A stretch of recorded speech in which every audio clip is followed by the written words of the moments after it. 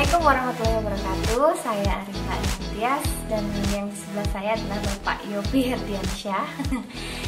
Kami berdua membuat video kali ini bertujuan untuk menjawab pertanyaan teman-teman yang beberapa kali bertanya kepada saya berapa sih budget untuk membuat rumah gitu. Nah, daripada saya salah, mendingan saya tanya langsung dengan arsiteknya gitu. Nih udah tak kumpulin pertanyaan-pertanyaannya. Jadi Pak, sebagai arsitek gitu, dirimu bisa nggak sih kasih gambaran kira-kira biaya untuk membuat atau membangun satu unit rumah yang standar itu kira-kira berapa? Oke. Pertama-tama mungkin kita harus menyesuaikan dari kebutuhan ruang yang kita inginkan atau kita rencanakan. Pertama-tama itu. Jadi kita mungkin mesti lebih dulu membuat list kebutuhan ruang. Misalkan kita butuh satu ruang tamu, ruang keluarga yang besar, kemudian kamar utama dan kamar anak, kemudian ada dapur, ruang makan, kamar mandi. Yaitu misalkan satu kebutuhan ruang atau satu perencanaan kebutuhan ruang untuk keluarga muda seperti kita ya, kira-kira gitu. Kemudian cara langkah yang kedua adalah membuat list dari masing-masing kebutuhan ruang yang sudah kita daftar tadi ya. Kita buat listnya tadi.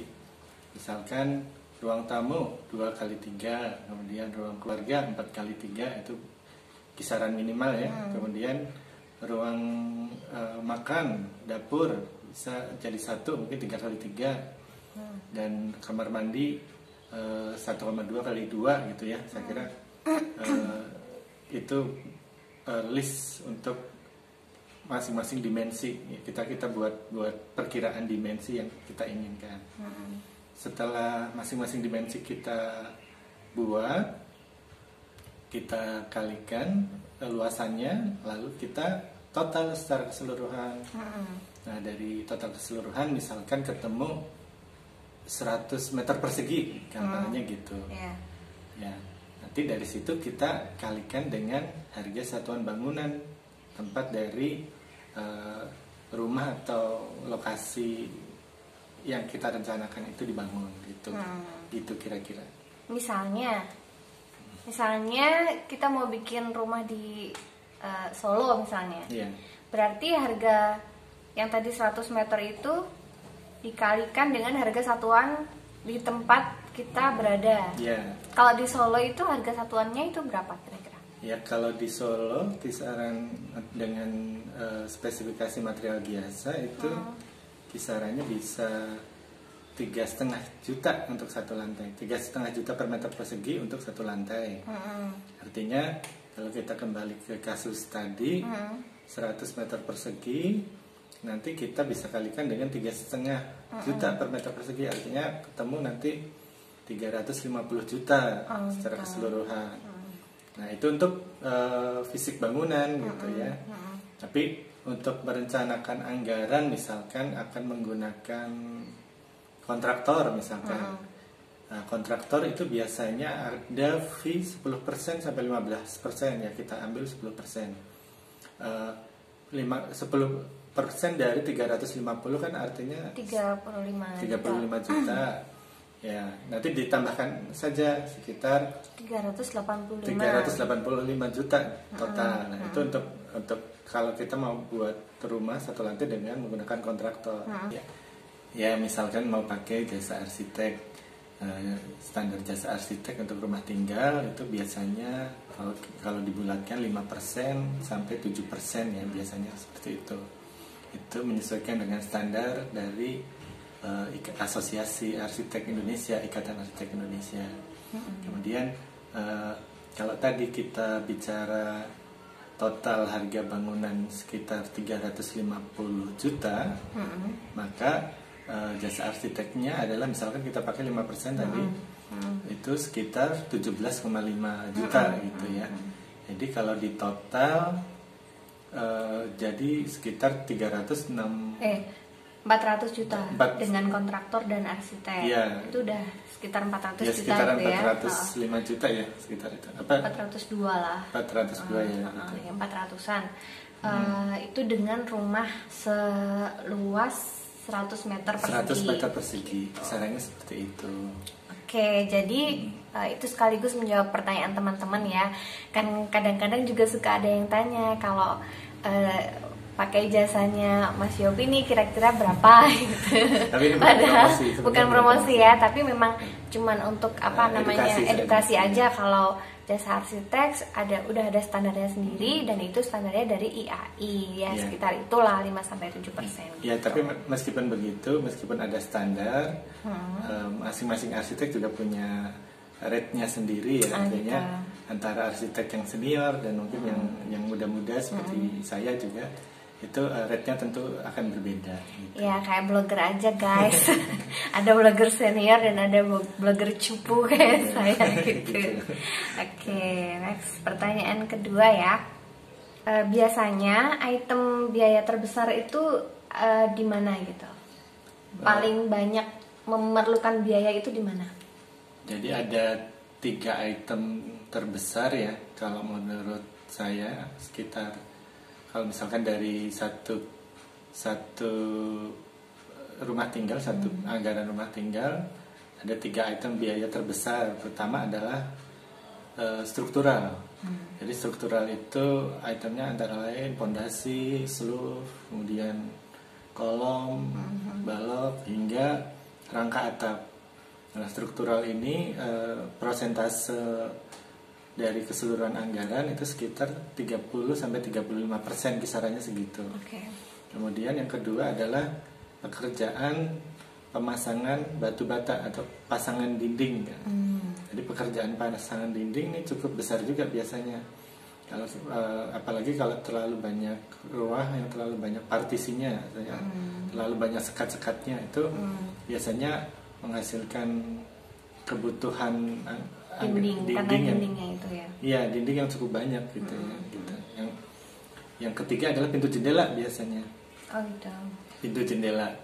Nah, pintu jendela ini menurut saya kalau misalkan satu rumah dengan pintu yang sliding, yang lebar-lebar, jendela yang besar gitu, itu juga akan berakibat anggaran itu jadi lebih mahal biasanya seperti itu.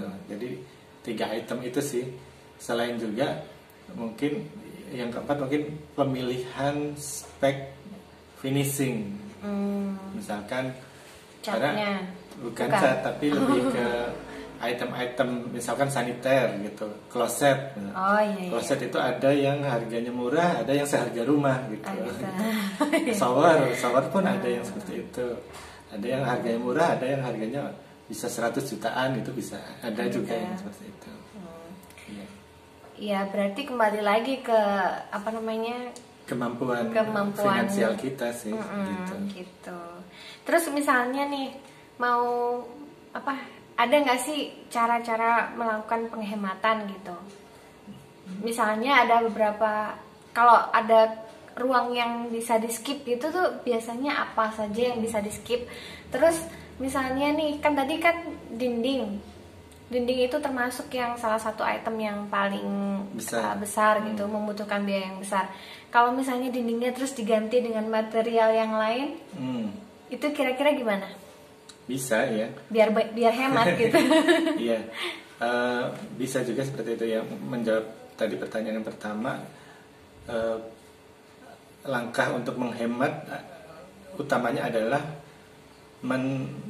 mengefisiensi kebutuhan ruang. Pertama itu, karena kan kita bicara perkiraan anggaran secara kasaran yang berkaitan dengan luasan ruang. Artinya kita perlu mengefisienkan beberapa ruang, misalkan ruang tamu untuk keluarga muda modern gitu ya. Mungkin ruang tamu nggak usah gitu, artinya di skip gitu. Bisa di teras aja gitu ya. Bisa kita buat teras yang nyaman untuk menerima tamu gitu ya. Mungkin kalau di perumahan atau di lingkungan kota itu biasa gitu. Atau tamunya langsung masuk ke ruang keluarga gitu. Ya itu untuk tamu dekat, saya kira nggak apa-apa ya, nggak masalah. Jadi bisa langsung masuk ke ruang keluarga. Kemudian kamar anak gitu, misalkan anaknya kayak kita cowok-cowok 2, itu satu kamar anak 3x3 itu cukup gitu. Jadi misalkan kita pakai bunk bed atau kamar tidur tempat tidur tingkat, atau kita buat kapsul gitu, kapsul bed gitu. Seperti di hotel-hotel pot itu bisa juga kita buat seperti itu, sehingga bisa mengefisienkan luasan dari ruang kebetulan secara keseluruhan ya gitu kira-kira. Terus yang pertanyaan yang tadi berikutnya apa tuh? Yang kalau misalnya dinding kan tadi dinding kan mahal, saya diganti. Sebenarnya dinding gitu banyak yang tanya ke saya, perbedaan dinding bata sama bata ringan bedanya seberapa sih? Gak jauh beda gitu, meskipun mungkin bata ringan lebih murah ya. Jadi bata ringan selisihnya cuma paling 10.000 20.000 per meter persegi. Gitu. Jadi mendingan bata ringan sama bata berat bata gitu. Merah gitu. Bata merah. Bata merah gitu. Gitu. Jadi itu lebih, jadi tapi masing-masing material punya kelebihan. Ada juga yang orang-orang yang menyekat ruangan-ruangan rumahnya dengan mungkin partisi yang lebih ringan, seperti bikin partisi gipsum, itu ya juga lebih murah. Tapi yang mudah suaranya nggak kedap gitu, jadi antar ruangan masih sering terdengar gitu. Ada kelemahannya juga ya, yang murah itu ada kelemahan. Atau bisa juga nih untuk menghemat, misalkan untuk pasangan muda gitu ya, kita buat satu kamar tidur utama yang cukup besar 6x3 gitu. Sementara anak-anak misalkan ketika 2 tahun pertama anak-anak masih kecil sampai mungkin 5 tahun ke depan gitu, kita anak-anak masih tidur sama kita gitu. Jadi nantinya si kamar itu bisa disekat juga menggunakan lemari built-in gitu. Jadi item penyekat di dalam pembangunan awal itu bisa diefisiensi dengan cara itu. Oke. Nah, terus biasanya ukuran standar kamar tidur itu dan kamar mandi itu berapa? Maksudnya misalnya mau dipersempit gitu supaya lebih hemat lagi gitu, luasannya biar nggak terlalu luas gitu. Kan tadi kan katanya kan biaya itu tergantung dari luasannya juga gitu. Siapa tahu dengan menyempitkan ruangan yang kita butuhkan, jadi luasan keseluruhannya jadi bisa lebih berkurang, jadi budgetnya bisa masuk gitu. Untuk kamar tidur pertama, kamar tidur itu kisarannya mungkin hanya 3x3 ya, standar itu. Standarnya segitu, itu udah cukup udah banget cukup ya. Syarat ya, misalkan untuk kamar tidur utama dengan queen size bed, kemudian ada lemari kecil untuk pakaian, kemudian ada nakas gitu, kemudian ada satu furnitur yang minimalis untuk meja rias atau untuk cermin gitu ya. Saya kira cukup itu. Kemudian untuk kamar anak 2x3, bahkan 3x3 untuk 2-3 orang pun saya kira bisa gitu. Misalkan kita menyiasatinya dengan furnitur yang bertingkat, bed, kapsul seperti itu bisa. Sebenarnya relatif ya kalau soal sempit atau anunya, tapi kita bisa mengefisienkan itu lebih optimal gitu.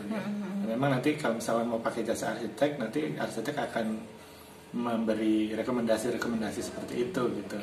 Jadi mungkin kelebihannya itu. Kemudian untuk kamar mandi, misalkan untuk kamar mandi rumah kecil gitu, hanya membutuhkan area kloset dan area shower sebenarnya. Area shower dan keran ya. Area shower dan keran itu membutuhkan sekitar 90x90 cm. Kemudian untuk area kloset juga hampir sama, 90x90 cm. Itu udah cukup lega gitu. Artinya kalau misalkan mau bicara ukuran dinding itu, kisarannya ya 1,2 kali 2 meter itu udah cukup banget gitu, udah lega banget menurut saya gitu. Dan itu luasan yang sangat efisien. Tapi ya memang seringkali beberapa klien saya mengalami ketakutan, takutnya rumahnya sempit, takutnya ukuran ini terlalu sempit, sehingga kadang di masa proses desain gitu, ya itu seringkali melebar rumahnya. Tapi sebenarnya asalkan pemilihan furnitur yang mungkin nggak perlu terlalu banyak, pemilihan barang yang nggak bikin penuh ruangan gitu, meskipun rumahnya kecil, yang penting furniturnya kita buat minimalis, nggak terlalu banyak dan fungsional aja gitu. Fungsional. Oke, mungkin itu saja dulu yang kayaknya itu dulu kali ya. Mungkin itu saja dulu yang bisa kita bagikan kali ini. Kalau misalnya ada teman-teman yang ingin bertanya lagi, boleh via komentar atau japri saja saya di Instagramnya @arinta.adiningtias. Oke, terima kasih. Dadah, assalamualaikum warahmatullahi wabarakatuh.